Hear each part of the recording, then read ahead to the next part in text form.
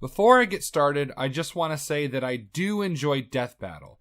This isn't a hit piece or me claiming bias on their part. These are genuine mistakes in Dragonzord vs. Mechagodzilla, mainly in the scaling of Dragonzord and a few things in the animation. I'm also not contesting the winner, so you just can't go, lol, upset Power Rangers fanboy, or some other smooth-brained response. I will also be linking calcs to support my statements. If they're wrong, please explain why and don't commit the genetic fallacy by saying they're wrong because they're from Versus Wiki. They're literally the only place I could find calcs for this stuff. Now, let's dive into the issues.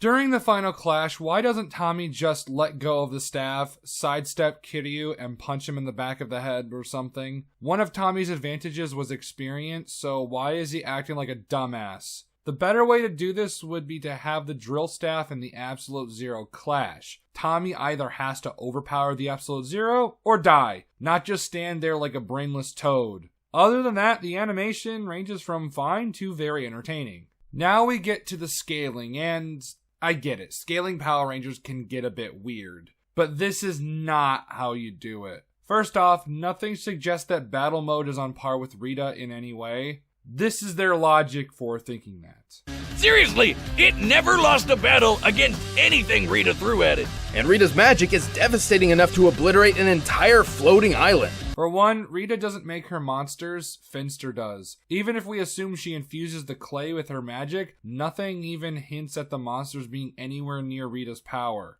But if we're going to scale battle mode to Rita for whatever dumbass reason, then we have to mention her Eclipse feat, which would bump battle mode up to planetary. If this feat isn't valid or an outlier or whatever, then you need to explain why it isn't valid. If you don't, it makes you either look stupid or dishonest. And I shouldn't have to go to the G1 blogs or watch the podcast to get the explanation. If it was mentioned there, then it should have been mentioned in the episode. But I think the worst thing is putting battle mode below Tommy. Let me explain. The Mighty Morphin team should be relative to Rito. The same Rito that survived this moon crash, which should be roughly large island level. Especially since there's nothing to suggest the ninja powers are any stronger than the original powers. This is further supported by Return of the Green Ranger, when an evil clone of Tommy with the Green Ranger powers took on the original Tommy with the White Ranger powers, and they fought on par. It's also important to note that Tommy managed to take on both Rito and Goldar at the same time, the same Rito that survived said moon crash.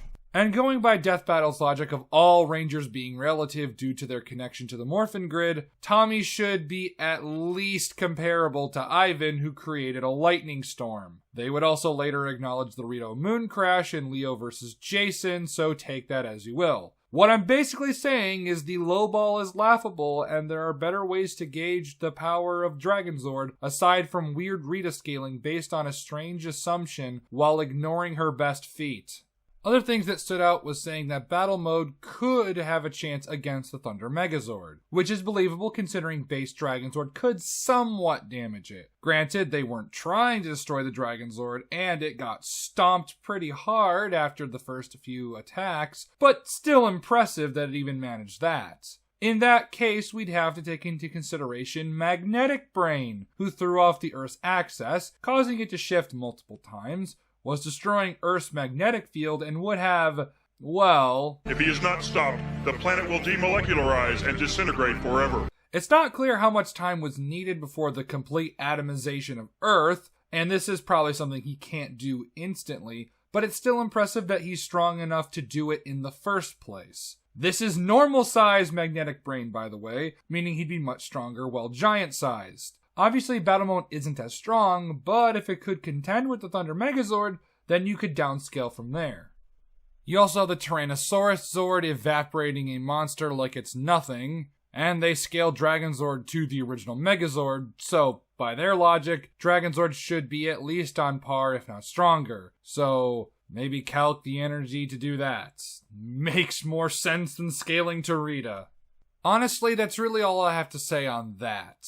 The Kiryu analysis was fine for the most part, aside from calling Akane a typical self-loathing anime protagonist, which is not true, but it's not illegal to be wrong, unfortunately. I'm not sure if I'll make this into a series or not. The only other one I can think of that I have even more issues with is Madara vs. Aizen, which I might do depending on how good this video does. Anyways, that's all I have for today. Until next time.